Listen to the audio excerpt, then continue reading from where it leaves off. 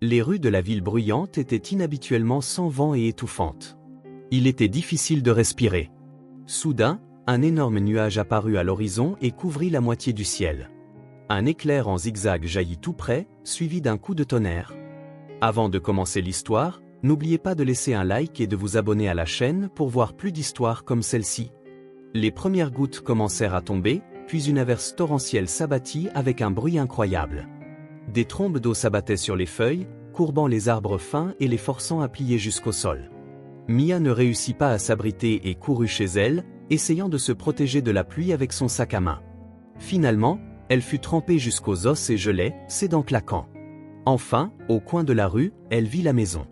Tout ce dont elle rêvait maintenant, c'était de se réchauffer et de boire une tasse de thé chaud. Mais elle n'eut même pas le temps d'enlever ses chaussures dans l'entrée que sa belle-mère se précipita sur elle.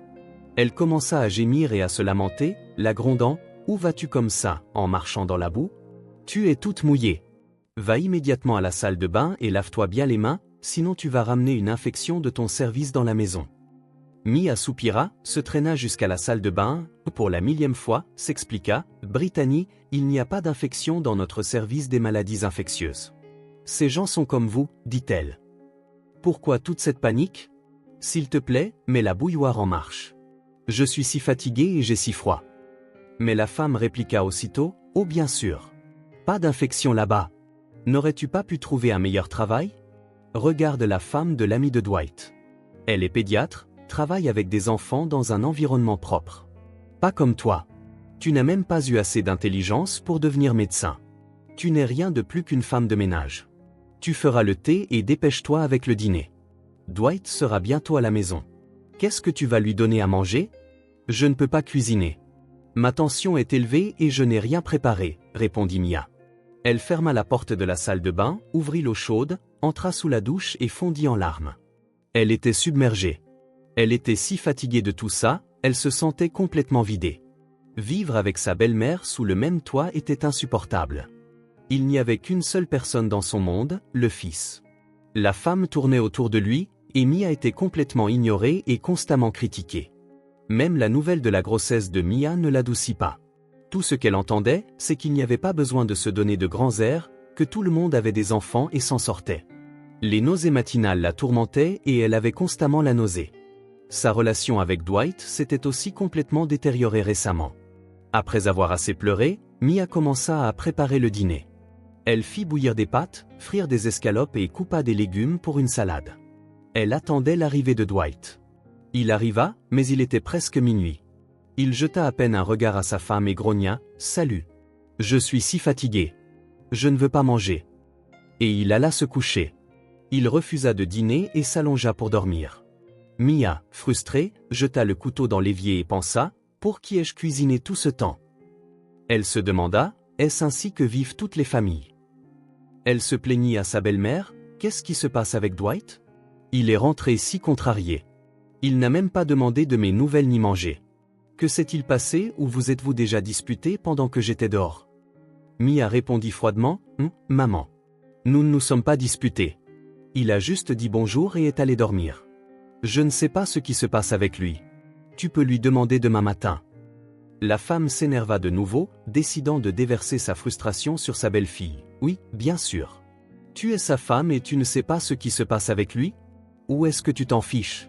Tu peux facilement ignorer ton mari si tu ne te soucies pas de ses problèmes. » Mia était si fatiguée qu'elle ne voulut pas continuer la conversation désagréable et répondit simplement « Bonne nuit, maman. » Cette nuit-là, Mia se tourna et se retourna, incapable de dormir. Sa belle-mère avait raison sur une chose. Dernièrement, elle et Dwight étaient devenus des étrangers l'un pour l'autre. Leur conversation s'était limitée à des salutations de base. « Salut, comment vas-tu? Qu'est-ce que tu vas manger ?» et un baiser obligatoire sur la joue qui n'arrivait pas toujours. C'était toute l'étendue de leur affection maintenant. Mais ça n'avait pas toujours été comme ça. Ils avaient été si heureux ensemble, planifiant tout et partageant tout. Quand tout cela s'était-il arrêté, plus important encore, pourquoi? Mia ne connaissait pas la réponse. La famille de Mia était typique. Sa mère était comptable et son père plombier. Ils vivaient comme tout le monde, ni riches, ni en difficulté. Son père avait des mains en or. Il prenait souvent des petits boulots pour gagner un peu d'argent supplémentaire. Ses parents aimaient beaucoup leur fille unique. Il s'assurait qu'elle soit bien habillée, l'emmenait dans divers clubs, l'été, ils allaient camper au bord de la rivière. Ainsi, Mia se souvenait de son enfance avec une nostalgie douce amère, la considérant comme la meilleure et la plus insouciante période de sa vie. Depuis qu'elle était petite fille, Mia adorait jouer au docteur avec ses poupées, s'intéressait à la médecine et rêvait de devenir médecin en grandissant. Ses parents soutenaient sa passion et économisaient diligemment de l'argent pour qu'elle puisse aller à l'université dans une autre ville. Mais les ennuis vinrent d'une source inattendue. Son père tomba gravement malade, nécessitant une opération complexe suivie d'une longue convalescence. Et tout cela se produisit juste avant qu'elle ne doive commencer l'université. Lors d'une réunion de famille, ils convinrent tous que les économies de la famille iraient au traitement de son père. Après tout, sa vie était en jeu. Mia ne pouvait tout simplement pas laisser son père dans un moment si difficile et partir longtemps dans une autre ville. Il était la personne la plus proche d'elle, et elle et sa mère se battaient pour sa santé. Alors, aussi douloureux que cela fut, Mia décida de fréquenter l'école d'infirmière de sa ville, s'inscrivant au programme de soins infirmiers au lieu d'aller à l'université. Elle étudia avec beaucoup d'enthousiasme, n'ayant pas peur du sang ni des procédures complexes. Tout semblait lui venir facilement. Elle allait faire ses stages dans le service sans crainte et savait comment créer des liens avec les patients. Les garçons tournaient toujours autour de la jolie étudiante, l'invitant souvent à se joindre à eux pour une promenade, au cinéma ou au café. Mia sortait parfois avec ses amis pour se détendre, mais elle trouvait cela inintéressant et ennuyeux. L'attention maladroite et stupide des prétendants inexpérimentés ne faisait que l'irriter. Après avoir obtenu son diplôme de l'école d'infirmière, elle fut embauchée au service des maladies infectieuses. Au début, cela semblait vraiment compliqué. La plupart des patients étaient gravement malades, souffrant de diverses maladies infectieuses, parfois complexes. Ils nécessitaient des soins spéciaux. Mais Mia apprit vite et s'entendit rapidement avec l'équipe. Elle était appréciée pour son travail acharné et sa compassion envers les patients. C'est au travail qu'elle rencontra son futur mari. Il fut amené en ambulance pour un empoisonnement grave, et Mia lui prodigua les premiers soins. Le garçon était pâle comme un linge, fortement déshydraté et se sentait horriblement mal. Il n'arrêtait pas de regarder Mia et demandait sans cesse s'il allait mourir. Mia lui promit que tout irait bien, installa des perfusions, lui donna des pilules et administra des injections. Bientôt, le garçon commença à se rétablir, plaisanta et remercia les médecins et Mia de lui avoir sauvé la vie. Il l'appela même un ange en blouse blanche et la couvrit de compliments. L'attirance entre eux fut instantanée et se transforma bientôt en amour. Le garçon avait 8 ans de plus que Mia, avait déjà terminé l'université et essayait de lancer sa propre entreprise, cherchant des moyens de se faire un nom et de gagner de l'argent. Il avait vraiment l'esprit d'entreprise. Il commença d'abord par revendre des pièces automobiles et réussit plus tard à ouvrir son propre garage de réparation. Il venait souvent chercher Mia au travail, lui ouvrait galamment la portière de la voiture et lui donnait toujours un doux baiser lorsqu'ils se rencontraient. Toutes les amies de Mia étaient envieuses, et sa collègue bavardait « Tu as tellement de chance, Mia, d'avoir attrapé un fiancé si prometteur. Une fois que Dwight aura lancé son entreprise, tu vivras comme une reine et tu n'auras même plus besoin de travailler. Pas comme mon imbécile d'Ethan. Il boit avec ses amis, s'attire des ennuis et ne cause que des problèmes. Mais toi, ne laisse pas filer ton bonheur, mariez-vous déjà. » Sa mère était également heureuse pour sa fille. Dwight lui avait fait bonne impression, disant toutes les bonnes choses, comment il l'aimait et prendrait soin d'elle. Mais le père de Mia n'était pas aussi enthousiaste à propos de son futur gendre. Il sentait que Dwight promettait monts et merveilles et que l'avenir était incertain. Franklin, le père de Mia, était un homme de peu de mots. Il prouvait son amour par des actes et n'aimait pas quand les gens faisaient des promesses en l'air. Mais comme tout père, il ne voulait que le bonheur de sa fille. Il voyait comment ses yeux pétillaient quand elle était avec Dwight, et il ne s'opposa pas au jeune couple. Mia elle-même flottait simplement de bonheur et d'amour. Contrairement à ses pères qui ne se souciaient que des fêtes et des divertissements, Dwight était sérieux, semblait si fiable à Mia et rêvait de vie de famille. Il lui faisait la cour si magnifiquement, l'appelant sa poupée, lui offrant de jolis bouquets et cadeaux, et faisant constamment l'éloge de sa maison et de sa mère. « Je t'inviterai chez moi. Tu verras quel beau jardin ma mère entretient. Tout est frais, naturel. Tu vas adorer. J'espère que tu aimeras ma maison. Elle est spacieuse et confortable. Il y a tout pour une vie agréable. Je prévois que nous y vivions après le mariage. Je n'ai pas encore économisé assez pour un logement séparé, et je ne veux pas déménager sans cesse d'un appartement de location à un autre. Et vivre avec ma mère n'est pas un problème. Je suis sûr que vous vous entendrez bien. De plus, c'est plus tranquille pour moi comme ça. Ma mère et moi sommes très proches, et elle a souvent des problèmes de tension artérielle. Je ne voudrais pas la laisser vivre seule. Mia s'inquiétait de cela, pensant au stress que sa future belle-mère pourrait causer. Au travail, elle entendait souvent des histoires sur les relations difficiles entre belle-mère et belle-fille, mais elle espérait que cela ne lui arriverait pas. Elle ne voulait pas se disputer avec Dwight. Elle l'aimait tant et avait peur de le perdre. Les difficultés dans leur relation commencèrent plus tard, lorsque Dwight présenta Mia à sa mère et l'invita à dîner chez lui. La mère de Dwight, Brittany, était contrariée que son fils bien-aimé ait choisi d'épouser une simple infirmière. Elle avait toujours espéré que son fils épouserait un autre genre de fille, quelqu'un de riche, déjà bien établi dans la vie. Bien que Brittany elle-même ne vînt pas d'une famille noble, ayant élevé seule son fils tout en travaillant comme gérante de magasin, elle se considérait toujours comme supérieure aux autres. Peu importe combien Brittany essaya de dissuader son fils de ce mariage, il était résolu et déterminé. Et ainsi, le mariage eut lieu. Quand Mia rencontra la mère de Dwight pour la première fois, elle sentit immédiatement une hostilité cachée de sa part. Brittany fit clairement comprendre que c'était elle qui commandait dans la maison et qu'il n'en serait pas autrement. Quand Mia essaya d'aider à faire la vaisselle après le repas, sa future belle-mère commença immédiatement à lui faire la leçon. « Oh mon Dieu, qui lave comme ça? Je vais le faire moi-même. Il faut les rincer 2 fois, puis les essuyer jusqu'à ce qu'ils crissent et tout remettre à sa place. Je ne supporte pas le désordre. Vous, les jeunes, il faut tout vous apprendre. Vous êtes si ignorantes. » Mia comprit que leur relation ne serait probablement jamais chaleureuse, mais elle croyait toujours qu'avec le temps, la mère de Dwight finirait par accepter sa présence dans la maison et que tout s'améliorerait. Au mariage, la future belle-mère se retint, car les parents de Mia ne lui permettraient pas de mal parler de leur belle-fille. Elle ne fit qu'un grognement de mécontentement en voyant les cadeaux des parents de Mia.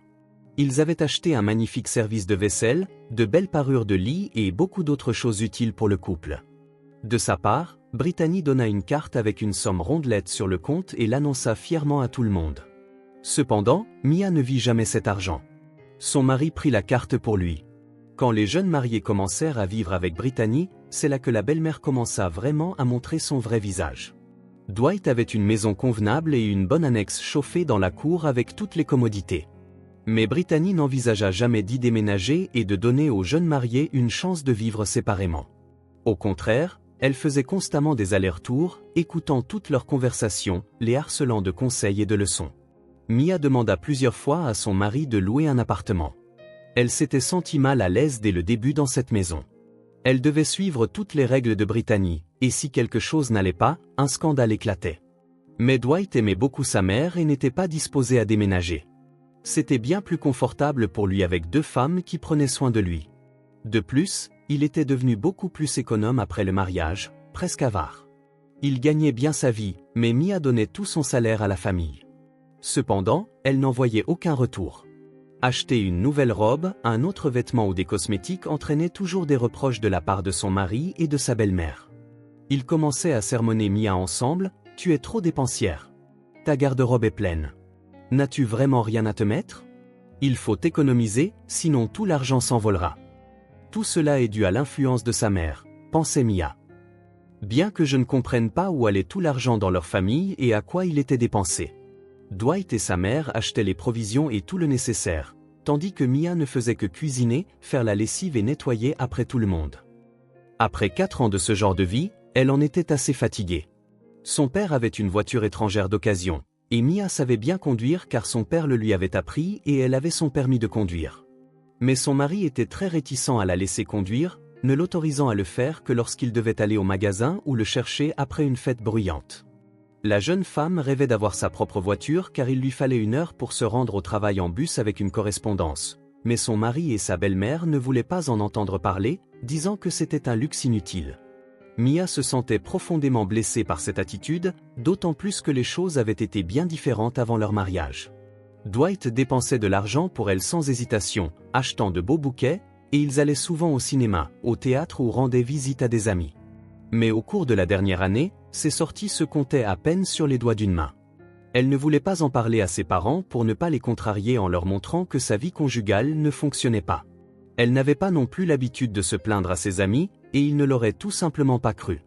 Après tout, extérieurement, Il semblait être une famille normale vivant confortablement. Quand Mia découvrit qu'elle était enceinte, elle fut très heureuse. Elle pensa que maintenant tout changerait. Son mari la porterait dans ses bras.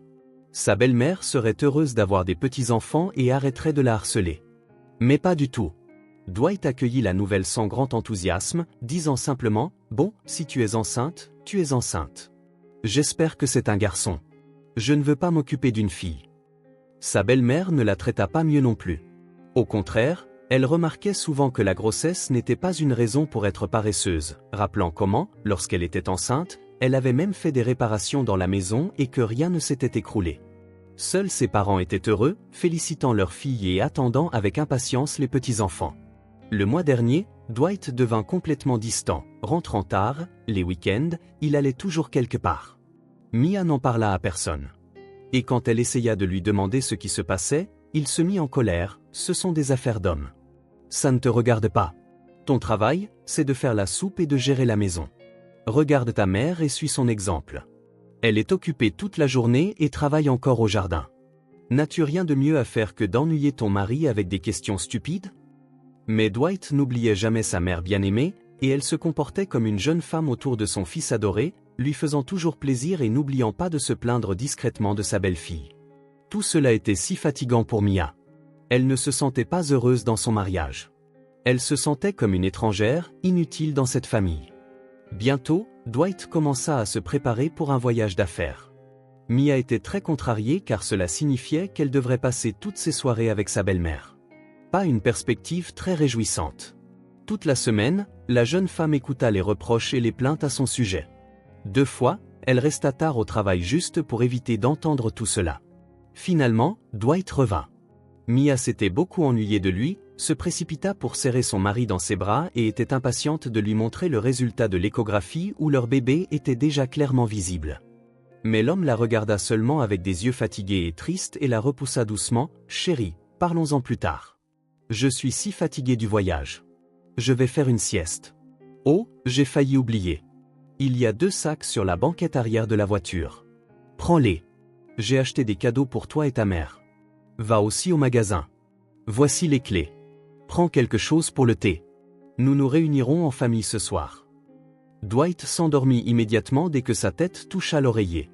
Mia soupira et alla à la voiture. Elle sortit le sac avec les cadeaux et jeta un coup d'œil à l'intérieur. Tout était comme d'habitude, 2 foulards en soie identiques. Des larmes de douleur montèrent à ses yeux. Ces foulards étaient quelque chose que seule sa belle-mère portait, et Mia ne les supportait pas. Et Dwight le savait parfaitement. Donc, le cadeau était pour sa mère, et pour elle, c'était juste pour la forme. Elle ne signifiait rien pour lui. Mia donna le cadeau à sa belle-mère et monta dans la voiture pour aller au magasin. Elle était très nerveuse, en s'asseyant, renversa accidentellement son sac à main sur le plancher de la voiture. La jeune femme se pencha pour ramasser les objets tombés et sentit quelque chose d'inhabituel sous le siège. Elle commença à le tirer. À sa surprise, c'était un petit mini-enregistreur utilisé pour l'écoute clandestine. Mia le tourna dans tous les sens et finit par comprendre comment activer l'enregistrement. Sa curiosité l'emporta. Elle était intriguée par ce que cet objet faisait dans la voiture et qui l'Y avait caché. Soudain, elle entendit une conversation entre son mari et une fille sur l'enregistrement. Son mari chuchotait doucement. « Eh bien, mon petit rayon de soleil préféré, viens vers moi. Comme tu m'as manqué. Oh, tu es si douce, comme une cerise. » Puis vint le rire de la fille et le son indubitable d'un baiser passionné. Tout s'effondra en Mia. Elle ne pouvait pas y croire. Elle rejoua l'enregistrement plusieurs fois. Les larmes brouillaient sa vision. Alors c'était ça. C'était donc là que Dwight allait lors de ses voyages d'affaires. C'est pourquoi il avait été si épuisé. Le sang lui monta aux tempes. Mia sentit qu'elle perdait le contrôle. Elle se précipita chez elle, fit irruption dans la chambre et commença à pousser son mari, le secouant et criant « Lève-toi, espèce de crapule, salaud. Je te déteste. Comment as-tu pu me faire ça? Je porte ton enfant. Nous avons une famille. Est-ce que cette fille en valait la peine? » Son mari sursauta, se frottant les yeux, confus. « Mia, arrête. Calme-toi. Qu'est-ce qui se passe? De quoi parles-tu? » Sa belle-mère entendit les cris et accourut, se tenant sur le seuil, observant la scène de ménage. Mia mit l'enregistrement à plein volume, puis cria « Non seulement tu me trompes, mais en plus tu transportes un enregistreur dans la voiture. Tu écoutes ces saletés la nuit à la maison? C'est dégoûtant. Dwight réalisa qu'il ne pouvait pas nier et se dégonfla, marmonnant, « Qu'est-ce que tu crois? Je suis complètement idiot? Je ne sais pas qui m'a joué ce tour. » Et puis la belle-mère intervint dans la mêlée. Elle avait un sourire suffisant et avoua, « C'est en fait une bonne chose que tu saches tout maintenant, Mia. Tu n'aurais jamais admis aimer quelqu'un d'autre, fils. Je l'ai même rencontrée. Cheryl, d'ailleurs, est avocate. Elle a son propre cabinet. Elle n'est pas comme toi, Mia. Ils s'aiment et il était temps que tu saches la vérité. Qu'est-ce que tu croyais? Tu pensais que mon fils pourrirait éternellement avec toi? Regarde la femme qui s'intéresse à lui. Nous ne savons toujours pas de qui est cet enfant avec lequel tu essaies d'attacher mon fils. Et quant à toi, qui sait ce que tu fabriques dans ton service des maladies infectieuses la nuit? Alors il est temps que tu comprennes ta place. » L'homme se prit la tête entre les mains, affligé, « Maman, qu'est-ce que tu racontes? Qui t'a demandé d'intervenir? Reste en dehors de ça. » Brittany partit rapidement en disant, « Très bien, débrouillez-vous. J'essaie juste de t'aider, mon fils. Tu me remercieras plus tard quand tu te seras débarrassé de cette souillon. » Mia se tenait là, abasourdie, fixant son mari, attendant une explication. Cela ressemblait toujours à une erreur, à un mauvais rêve. Mais Dwight balbutia, « Mia, c'est juste une aventure passagère. Je ne quitte pas la famille, mais c'est arrivé. Je ne sais pas comment. Cheryl m'a aidé avec des papiers professionnels. Je n'ai même pas su comment notre liaison a commencé. Oublions ça. Mais bon, ça arrive. » La jeune femme était choquée par son audace. Elle commença immédiatement à faire ses valises et cria, « Est-ce que tu t'entends parler? Comment puis-je oublier ça? Comment suis-je censé dormir dans le même lit que toi maintenant, te faire confiance? Et tu sais quoi? Ta mère a raison. J'ai été une étrangère ici dès le premier jour. J'ai été malheureuse dans cette maison dès la première minute. Je ne suis personne pour toi, juste une servante. Cuisiner, nettoyer, faire plaisir à ta mère. Tu te fiches de moi, de mes désirs, de mes intérêts. Je ne vois même pas mon salaire. Je dois mendier pour les choses les plus élémentaires. Je parie que tu dépenses plus pour ta maîtresse. Tu n'as pas honte. Au revoir, Miller. Nous divorçons. Va voir ton avocate et vivez heureux pour toujours. J'espère que ta mère en sera contente. » Dwight se précipita derrière elle jusqu'au portail, demandant pardon. Mais Mia avait déjà pris sa décision. Elle ne pouvait pas pardonner une telle trahison et n'avait plus l'intention de vivre dans la maison de sa belle-mère. Son mari était en colère. « Pour qui te prends-tu? Pense à l'enfant. Il a besoin d'un père. Juste pour que tu saches, si nous divorçons, je ne le reconnaîtrai pas, et tu peux oublier la pension alimentaire. Comment vas-tu l'élever avec ton maigre salaire? » Mais elle répondit durement, « Nous ne mourrons pas de faim. Considère-le comme n'étant pas ton fils et étouffe-toi avec ta pension alimentaire. Nous nous débrouillerons sans toi. Nous n'avons pas besoin d'un père comme toi. » Sans hésitation, Mia alla chez ses parents. Elle tremblait. Elle pleura tout le long du trajet en bus et ne savait pas comment tout raconter à ses proches. Son père n'intervint pas, écoutant silencieusement en fronçant les sourcils. Mia sanglotait sur l'épaule de sa mère, lui racontant tout de manière décousue. Tout ce qui s'était accumulé en elle au fil des ans se déversa comme une inondation. Elle avait tant désiré parler de tout cela, libérer la douleur. Sa mère soupira et la réconforta, « Mon Dieu, ma fille, pourquoi as-tu gardé le silence? Pourquoi n'as-tu pas dit que tu te sentais mal, qu'il t'humiliait? Pourquoi as-tu toléré tout ça pendant toutes ces années, ma pauvre fille? Je n'aurais jamais pensé que Dwight se révélerait être un tel fils à maman sans caractère et un coureur de jupons. Mais ce n'est pas grave. Reste avec nous pour l'instant. Calme-toi, reprends-toi, et ensuite nous verrons ce qui se passera. Peut-être que les choses s'amélioreront et que Dwight reviendra à la raison. Mais ne retourne surtout pas dans la maison de ta belle-mère. Elle ne te laissera pas vivre en paix. » Son père s'affairait et donnait des ordres, « D'accord, ma fille. Tu as assez pleuré. Ça suffit maintenant. Tu ne peux pas t'énerver maintenant. Tu es enceinte. Maman, apporte du lait chaud et du miel. Ce sont les meilleurs remèdes pour les nerfs. Et toi, ma fille, allonge-toi, bois le lait et dors. Ne pense pas à ce salaud. Laisse-le vivre comme il veut. Nous devons rester soudés maintenant et attendre notre petit enfant. Nous sommes là. Tu n'es pas seul. Tout ira bien. » Mia se sentit un peu mieux. Elle serra ses parents dans ses bras et les remercia de l'avoir comprise et soutenue pendant cette période difficile. Maintenant, elle était sûre qu'elle ne craquerait pas. Elle s'en sortirait. Lentement, Mia commença à se calmer. Dwight essaya d'appeler plusieurs fois, mais elle ne décrocha pas. Ses collègues ne la comprenaient pas et essayaient de la dissuader de divorcer, l'encourageant « Mia, arrête d'être idiote. Qu'est-ce que tu fais ?»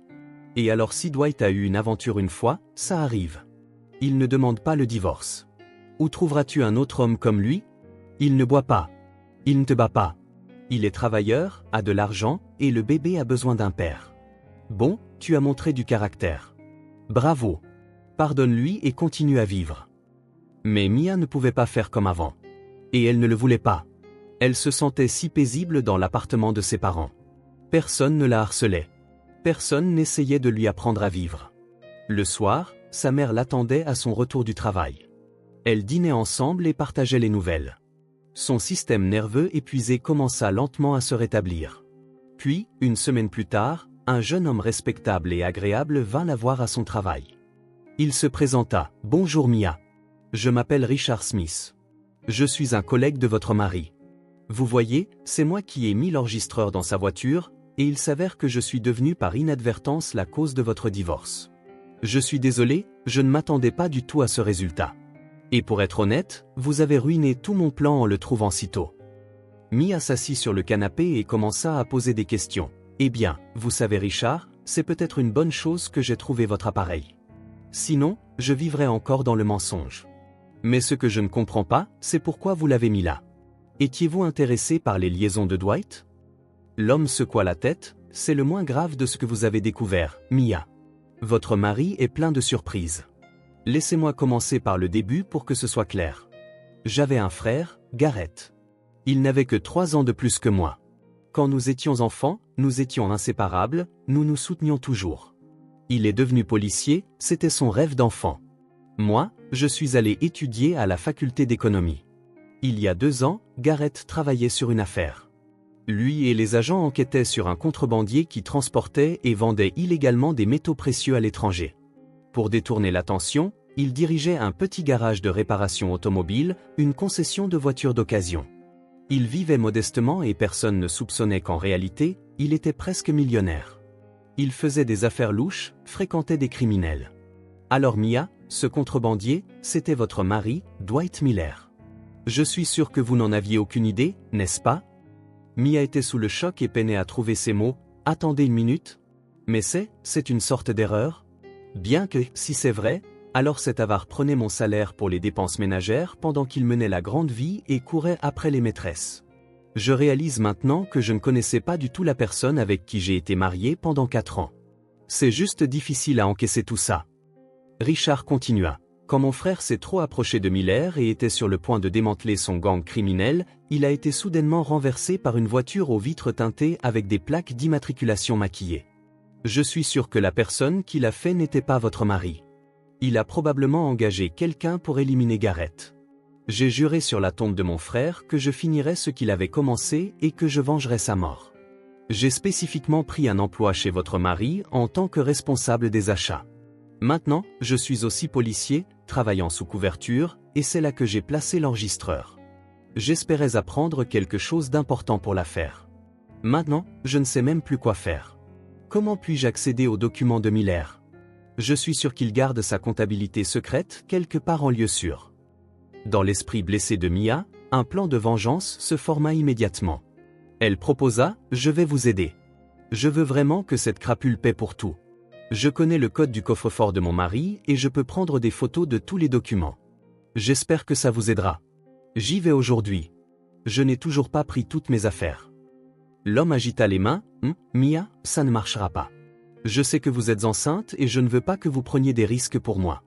Vous n'avez pas besoin d'ennui ou de stress en ce moment. Je me débrouillerai seul. Très bien, je pars. Voici ma carte de visite, au cas où. Ne désespérez pas. Tout ira bien. Vous êtes jeune. Vous deviendrez bientôt mère, et une toute nouvelle vie heureuse commencera. » Mia n'écouta pas. Elle prit un congé. Il était important pour elle que Dwight ne soit pas à la maison, et à cette heure-ci, il était certainement au travail. Quant à sa belle-mère, elle trouverait un moyen de la distraire. Mia était très nerveuse. Elle se sentait comme une espionne et prit un taxi pour se rendre chez sa belle-mère. La femme l'accueillit froidement. « Oh, qu'est-ce que tu fais ici? Vous divorcez. Il n'y a aucune raison pour que tu sois ici maintenant. Mia, pas effrayée du tout, répondit « Bonjour à vous aussi, Brittany. Ne vous inquiétez pas, je ne prévois plus de vivre avec vous et je ne me réconcilierai pas non plus avec Dwight. Je suis juste venu chercher mes affaires. » Sa belle-mère la regarda durement mais la laissa entrer, la suivant de près, s'assurant que Mia ne prenne rien de plus. Mia était nerveuse car elle devait trouver les documents de son mari. Finalement, la chance fut de son côté. Le téléphone de sa belle-mère sonna et elle alla dans sa chambre pour parler. Mia se précipita dans le bureau de son mari, composa le code du coffre-fort, les mains tremblantes, sortit une pile de papier, puis entendit des pas traînant dans le couloir. Son cœur se serra et le sang lui monta à la tête. La jeune femme réalisa qu'elle n'aurait pas le temps de photographier les documents, alors elle les fourra sous sa chemise et ferma doucement la porte du coffre-fort. Puis elle commença précipitamment à s'agiter et à déplacer la chaise. Sa belle-mère fit immédiatement irruption dans le bureau. « Qu'est-ce que tu cherches ici? Es-tu sûr de n'avoir rien laissé de tes affaires ici ?» Mia essaya de répondre calmement. « Je cherche ma boucle d'oreille. Dwight et moi nous sommes amusés un peu ici récemment. Peut-être que je l'ai laissé tomber ici? Oh, la voilà. Dieu merci. Maintenant, j'ai fini. Je pars. Au revoir, Brittany. J'espère que la prochaine belle-fille sera plus à votre goût. Bien qu'avec votre personnalité insupportable, c'est probablement impossible. » La belle-mère siffla avec colère. « Pars déjà et arrête d'être impoli avec moi, espèce de crapule. » Mia sortit par le portail et soupira de soulagement. « Ouf, je l'ai fait. Eh bien, attention Dwight. J'espère que Richard te traduira en justice et que tu répondras de tout. » Déjà dans le taxi, elle appela Richard et gazouilla joyeusement. « J'ai tout. Où nous rencontrons-nous? D'accord, je serai là dans 1 heure. À bientôt. » Mia le remarqua de loin, beau, en forme, on pouvait le regarder fixement. Elle s'approcha de l'homme, le salua et commença à sortir les documents de son sac. Et puis l'incroyable se produisit. 3 policiers sautèrent de la voiture qui s'était arrêtée derrière eux. Ils menottèrent Mia et Richard et ne dirent pas un mot. « Citoyenne Miller, Mia, vous êtes accusée d'avoir volé les documents de votre mari, Dwight Miller. Alors, vous venez avec nous. Nous allons tout régler au poste. » Mia eut très peur et se mit à pleurer, se réprimandant. « Comment m'ont-ils trouvé? Qu'est-ce qui va se passer maintenant? Ils vont probablement me mettre en prison. Quelle idiote je suis! À quoi pensais-je? C'est si effrayant. » Le fait est qu'elle ne soupçonnait même pas ce qui s'était réellement passé ni à quel point sa belle-mère était sournoise. Quand Mia vint chercher ses affaires, Brittany soupçonna immédiatement quelque chose d'anormal. La femme suivit discrètement Mia. Quand elle commença à ouvrir le coffre-fort de son fils, elle enregistra même tout sur son téléphone, caché derrière la porte. Elle envoya immédiatement tout à son fils, qui courut alors à la police et déposa une plainte. Trouver la localisation de Mia par son numéro de téléphone s'avéra être un jeu d'enfant. C'est ainsi que la jeune femme se fit prendre. Il faisait chaud au poste de police. Mia pleurait, suppliant le pardon, essayant de se justifier. « Je ne suis pas une voleuse. Je n'ai jamais rien pris qui ne m'appartenait pas. Mon mari m'a trahi. Il m'a trompé. Et aujourd'hui, j'ai découvert qu'il menait une double vie depuis toutes ces années. C'est un contrebandier, Richard me l'a dit. Alors j'ai décidé de le dénoncer. Il doit répondre de tout ce qu'il a fait. Oh mon Dieu, je me sens terriblement mal.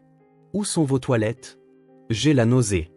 Je suis enceinte. » Le policier échangea un regard avec son collègue mais conduisit quand même la détenue aux toilettes. Mia n'en sortit pas pendant un moment, pâle comme un linge, épuisée.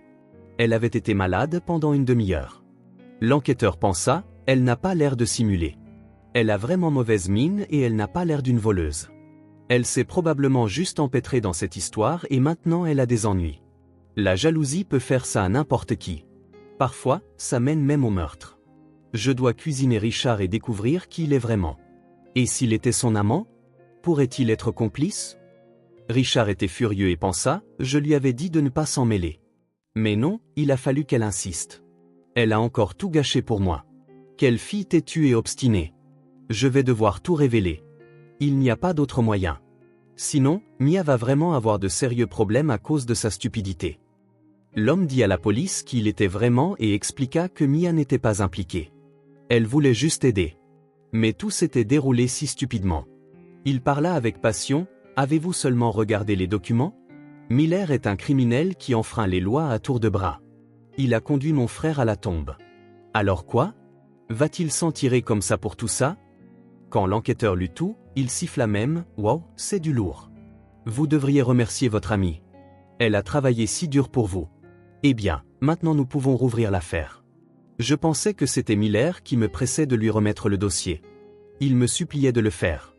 Et je le lui avais promis, mais maintenant tout a changé. Au fait, il est temps de libérer la fille. Je pense que 3 heures dans une cellule lui apprendront à ne plus refaire quelque chose comme ça. » Finalement, Mia fut libérée.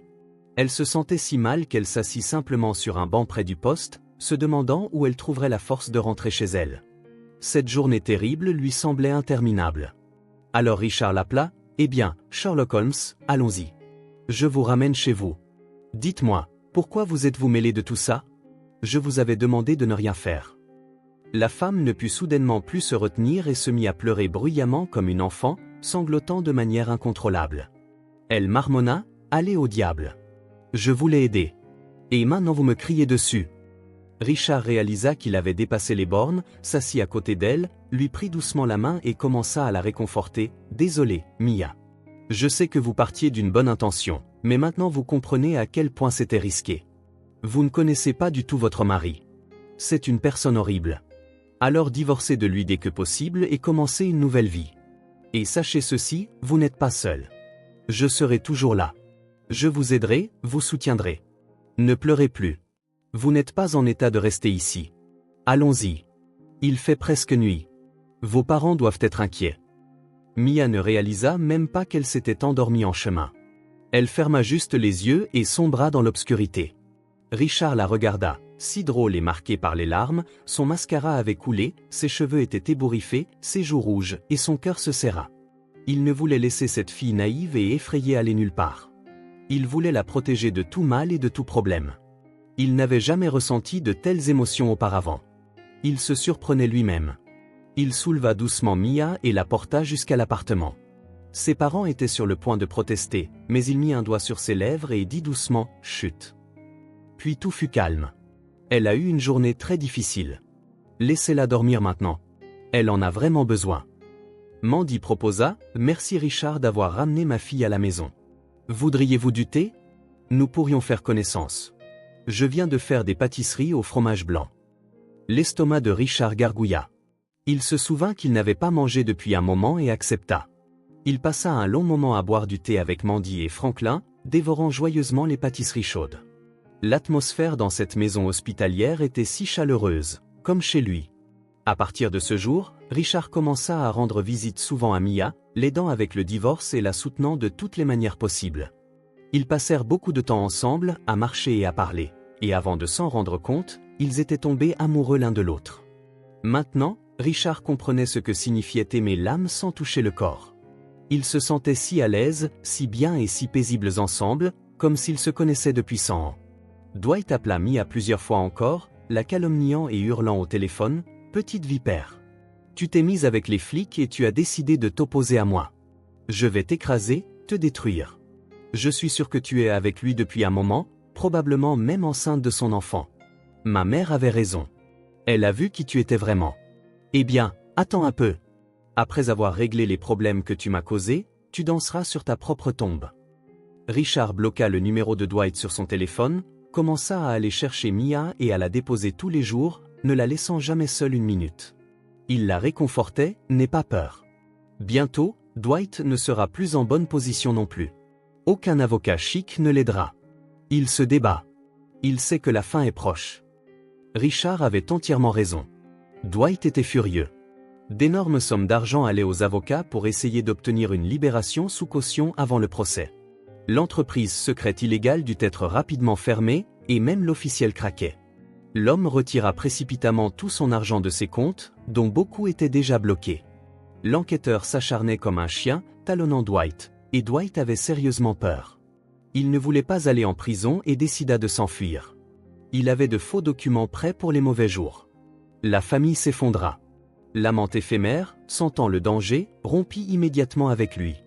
Elle n'avait certainement pas besoin de problème. Et sa mère le harcelait jour et nuit, « Dwight, mon fils, tu as l'air d'un nuage d'orage. Tu ne manges plus du tout. Est-ce à cause du divorce? Oublie cette sale infirmière. Tu trouveras une femme meilleure. Tu as Cheryl, une fiancée très capable. Elle a le sens des affaires. Je l'aime beaucoup. Tu as complètement oublié ta mère. Tu ne te soucies pas de ma santé. Ma tension est au plafond à cause de tout ce stress.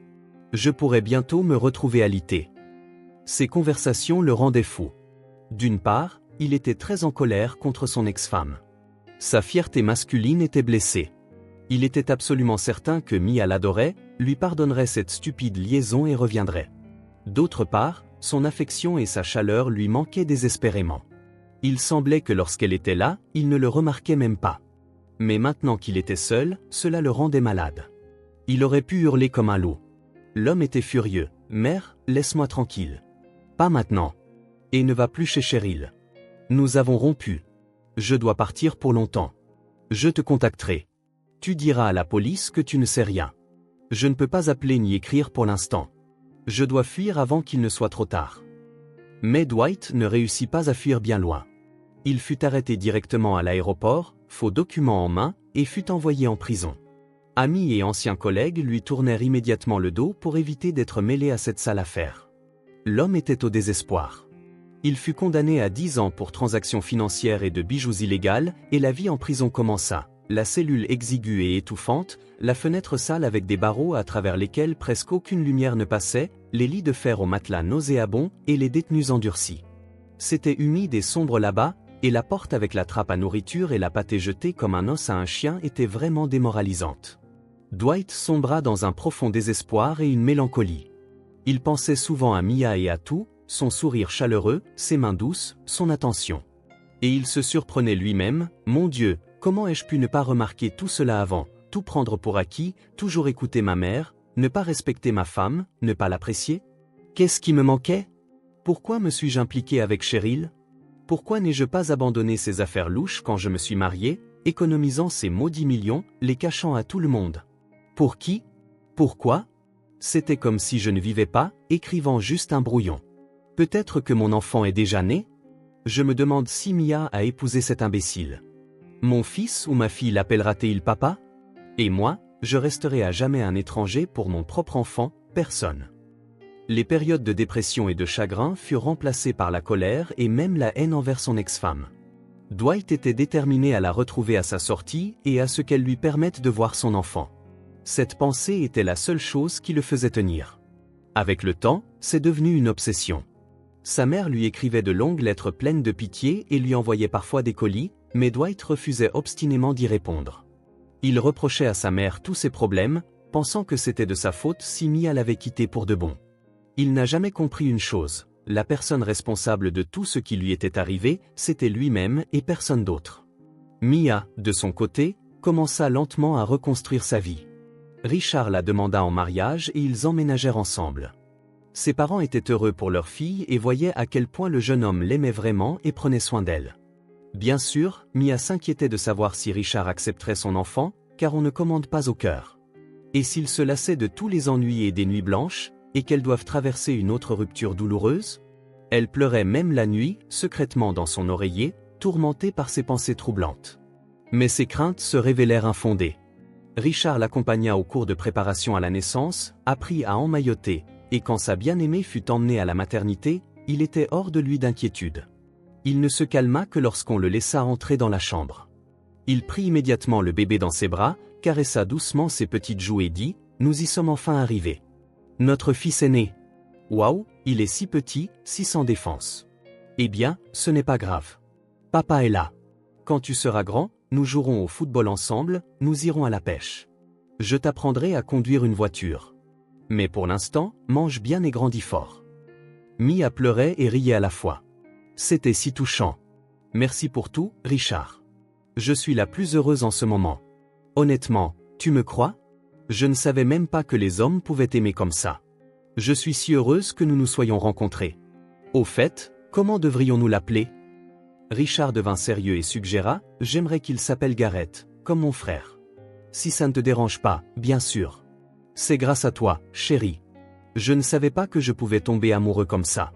Pour moi, la famille est la chose la plus importante dans la vie, et je suis si heureux que tu m'aies laissé en faire partie. Pour la sortie, Richard arriva avec des ballons et des fleurs, accompagné de tous ses parents. Mia eut le souffle coupé en regardant par la fenêtre. Dans la cour de la maternité, ses deux couples de parents et ses amis l'attendaient. Tout le monde la félicitait sincèrement, souhaitant santé et bonheur à la mère et au bébé. L'infirmière, en remettant le bébé à Richard, plaisanta. « Eh bien, papa, félicitations. N'attendez pas trop longtemps. Vous êtes jeune. Revenez pour un deuxième. » Ces paroles se révélèrent prophétiques. 1 an plus tard, Mia donna naissance à une magnifique petite fille, Alice, dans la même maternité. Ils surprirent toute la famille. Mia elle-même ne réalisa pas immédiatement qu'elle était enceinte. Elle attendait simplement que son cycle se stabilise. Ses seins lui faisaient constamment mal à cause de l'abondance de lait et des tétés. Son bas-ventre lui faisait mal aussi. Ce n'est que lorsque le bébé commença à donner des coups dans son ventre que cela devint clair. La femme prit même peur. Comment s'en sortirait-elle avec de si jeunes enfants? Mais Richard était aux anges de bonheur et l'assura qu'il serait son premier aide et qu'ils s'en sortiraient ensemble. Il parla avec passion. « Je comprends ton anxiété. Tu as probablement peur que j'aime davantage Alice.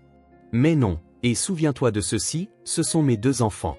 Un fils et une fille, et je les aimerai tous les 2 également.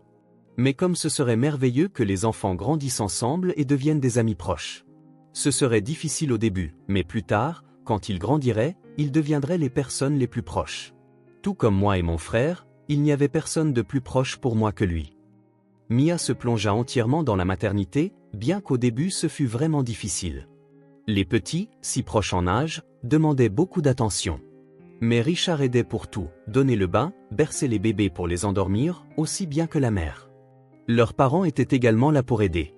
Ils prenaient volontiers les enfants pendant un certain temps, donnant aux jeunes parents une chance de se reposer et de passer du temps seuls. Le temps passa sans qu'on s'en aperçoive. Premier pas, maternelle, et bientôt les enfants entrèrent en CP. C'était si émouvant. Richard filmait fièrement tout pendant que Mia pleurait doucement en écoutant Gareth et Alice réciter des poèmes. Mia travaillait toujours au service des maladies infectieuses. Et un jour, on amena une patiente âgée, gravement malade.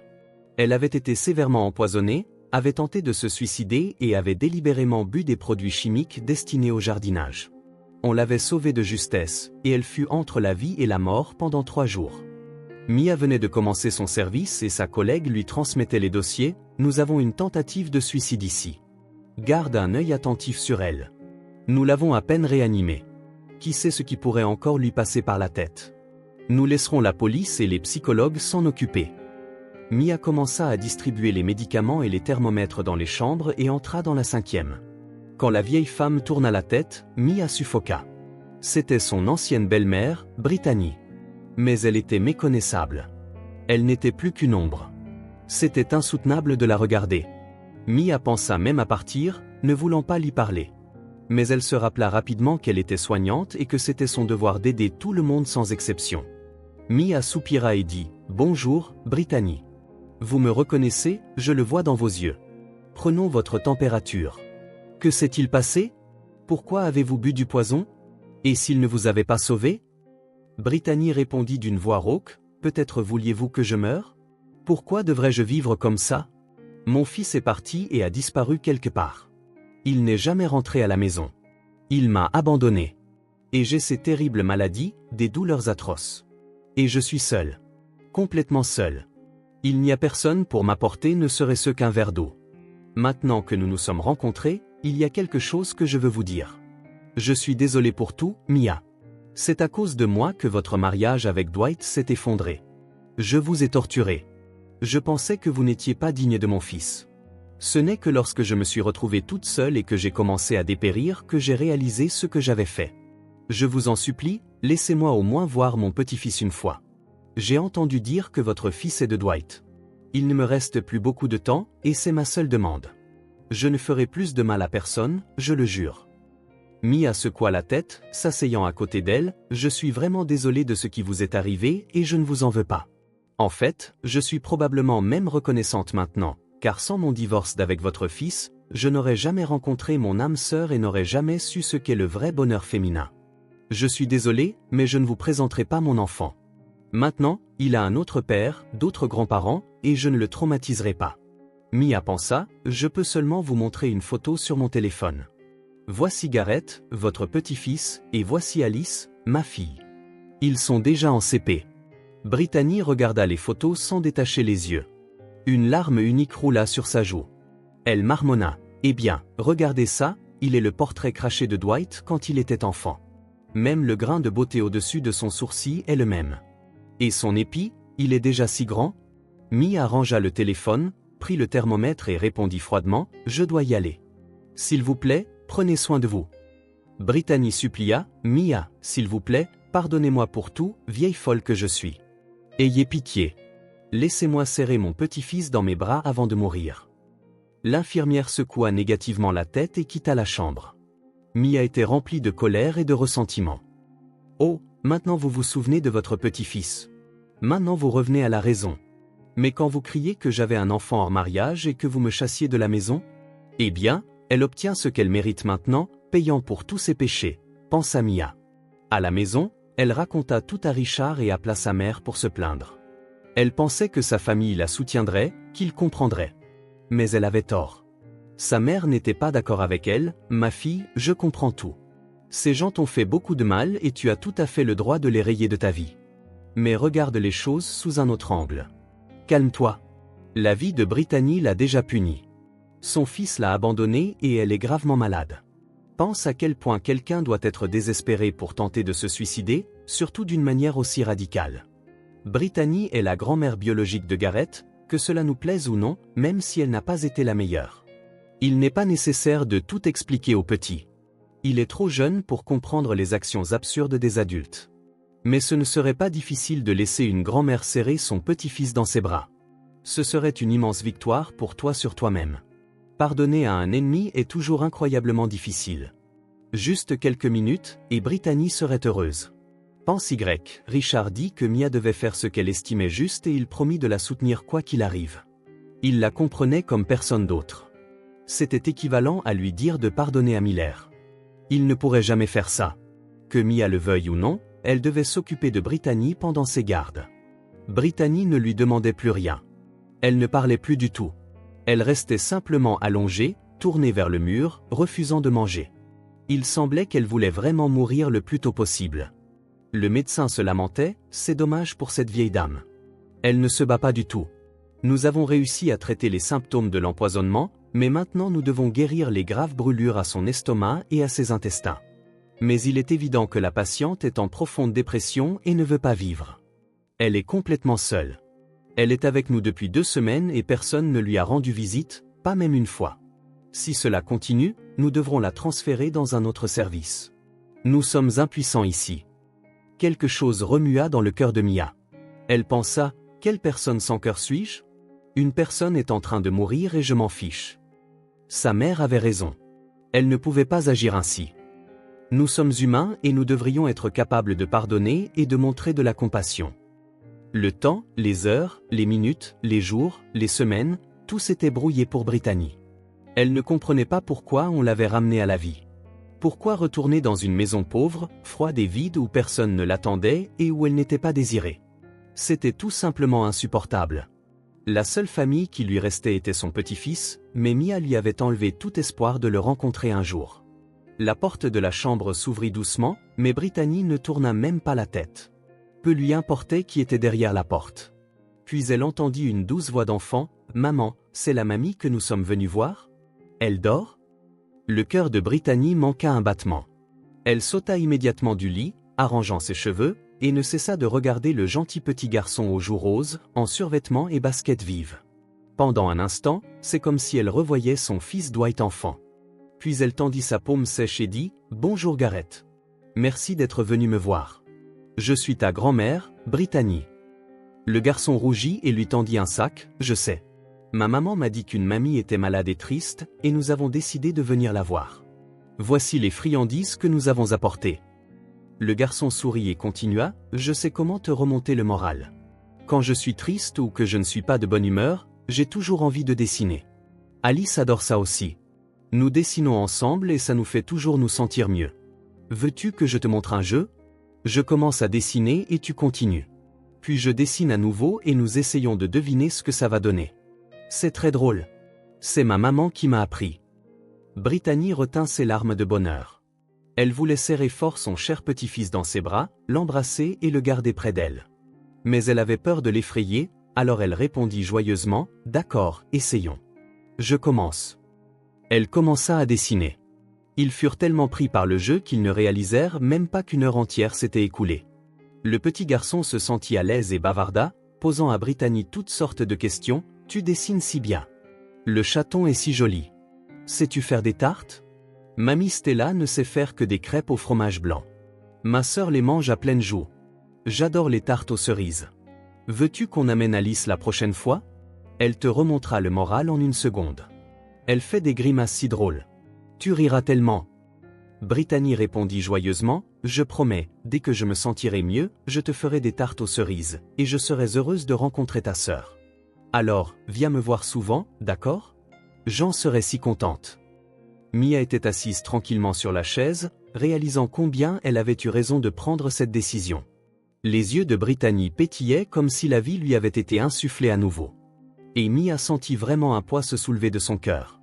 Elle demanda à Brittany de ne pas dire à l'enfant qu'elle était sa grand-mère biologique et de le laisser grandir d'abord. Il pense que Richard est son père. Laisse-le grandir et ensuite nous verrons. Pour l'instant, laissons les choses comme elles sont. À partir de ce jour, Brittany se rétablit rapidement. Elle était si heureuse de chaque seconde passée avec son petit-fils, elle ne s'en lassait pas. Bientôt, elle sortit de l'hôpital. Et bien que les médecins ne lui aient donné que quelques mois à vivre avec son diagnostic, Brittany défia ce pronostic. Les médecins secouaient simplement la tête. Mais la femme continua à vivre, se réjouissant de chaque jour qu'elle avait. Maintenant, sa vie avait un but, et ce but était Garrett. Mia était reconnaissante envers sa mère de lui avoir suggéré la bonne marche à suivre. Le ressentiment et la haine s'estompèrent lentement de son cœur. Après tout le mal était dans le passé, et elle avait trouvé son bonheur. Elle avait un mari merveilleux et 2 enfants extraordinaires. La paix régnait dans la famille, et Brittany avait vraiment changé.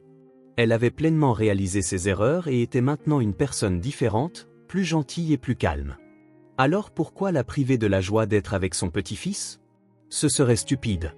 Chaque nuit, se blottissant contre son mari bien-aimé, Mia souriait et s'endormait, complètement heureuse.